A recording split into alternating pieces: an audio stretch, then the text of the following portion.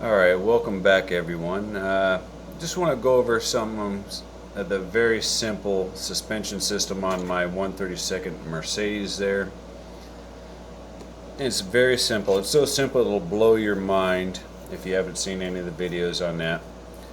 But I decided to copy it on a smaller scale from my COVID-19 rally car because I really like how it performed on the rally car. I designed that suspension system so it could take a big jump and land it without any problems at all.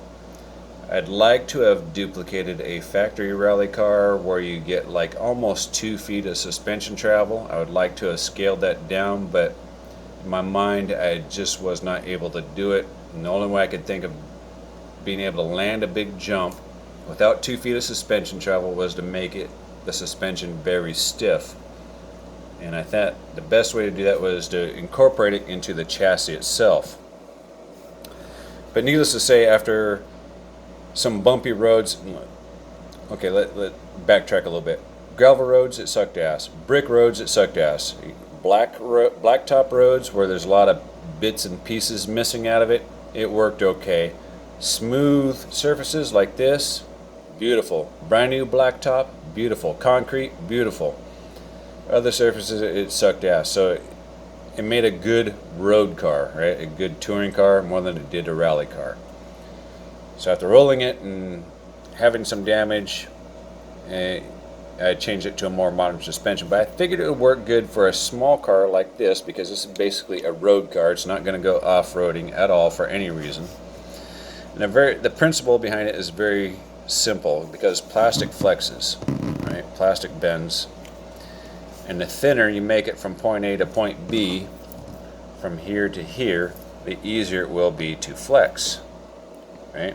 And we don't need much. It's a 1/32 scale. We don't need much flex. And you're just going to have to take your best guess what works for you. This is about 5 millimeters or almost 1/4 of an inch across. This one didn't work out for me for whatever reason. I forgot why, but I don't even think it went to this car over there. I think it went to a different car. But I had planned to use it, and then I think it was out of square or something, so I just ended up cutting it and using a piece off for something else. And then if you need to make your suspension softer, you just trim this down or put a little notch, and then make a relief cut with a drill bit, a little round circle, because if you don't put the round circles in there, if it's a straight, nice straight cut, you're going to create fractures in there, and this will eventually split. So now what you're looking at there is my chassis lined up side by side to the factory original chassis for that car back there. Alright, so I just made an entirely new chassis. And when you're doing these types of things, you have to be creative and you have to be willing to explore and try new things. As you can see right there, I got a little bit of a battery, a single cell LiPo up there, and that's just to try and make the chassis level with the ground because next is the rear suspension for me. And it's going to be kind of a trailing arm type suspension. It's not set up exactly how I'd like it, but it serves its purpose for camera. And so if I push down here on this area, it'd be hard to see that on camera, the rear wheels should come up.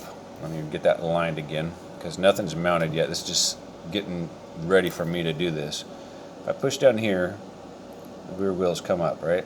Just a little bit. So how am I going to achieve that little bit of travel? Move that out of the way. What I want to do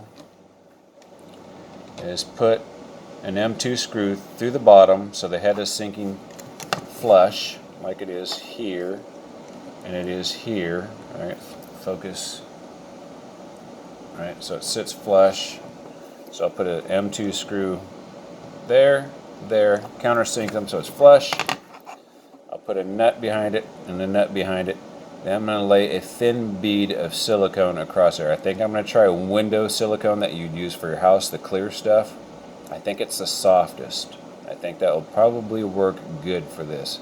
If I don't think it's soft enough, I can scrape it off and go to an RTV silicone for the automotive, either the blue, the gray, or the black, and they all feel a little bit different when they totally dry.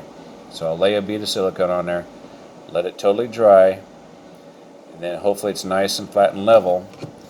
I'll drill some appropriate holes in here, slide it on top over the screws that are already in there, and then nut it down again. That should give me a little bit of flex, just a little bit. I don't need much, just a little bit, scale appropriate flex. So the silicone, at least in my mind, will squish a little bit and then it'll give back. It'll squish and it'll give back. It'll squish and give back, just a little bit. I don't need much, just a little. Still got some more work to do. I don't know if I want to fill this first and then sand it down, or just go ahead and sand it down. I don't know. I think I want to fill it first and then sand it. That way I got a nice, clean, flat area. And if you want to make filler, just as a side note for something like that, you can take this ABS plastic, grind up or cut up a bunch of very small pieces into a glass jar or glass container or an old soda can of some sort, and pour some methyl ethyl ketone in there, otherwise known as MEK. Mix it up, mix it up, mix it up, mix it up, mix it up until it becomes creamy. And when it becomes creamy, just drizzle it in there until it's flat and level, and then let it dry. Probably going to have to wait 24 hours or more, depending on how runny you made it. And then you can sand it flat again, and that will fill any kind of voids. Also, if you strip your screw holes, it's good for that too. You can refill your screw holes for ABS plastic. So that's where I am on that. So what you're looking at right there, for those of you who have never seen this, is my 1/24 scale drag car that I built. What's nice about these 1/32 and 1/24 scale cars is that you can get aftermarket aluminum rims, such as that one in there. I guess I'm at maximum zoom. There it is. And they got a lot of detail into it. Let's see if I can brighten it up a little bit more. There you go. You can see that's a really nice rim, but you can pay in excess of $40 for a set of rims like that. But I want to show you the suspension on this one as well. Let's turn this one around right here. Back the camera up a little bit. We'll pull the body off here. And this has got handmade tube style suspension. Unfortunately, there's not enough ground clearance for it to do what I wanted to do because the tires are too small in diameter.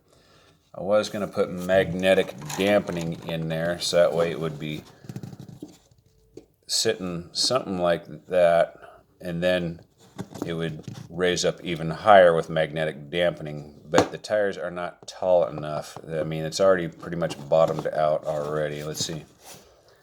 I'll lower the tires down all the way. Yeah, there's not very much ground clearance at all. But so it is what it is. But this type of suspension definitely allows for more suspension travel than any other type of suspension. All right, I think it's a good idea. I do got some stronger magnets, but these, maybe I can find some taller tires in the future. But for right now, it is what it is. Very cool. A lot of time and work went into that tube style suspension. Not perfect, but it does work. Get a little bit of bump steer, but it is what it is. 1/24 scale drag car, all aluminum. Stuff you can buy at your local hardware store. Have a good day.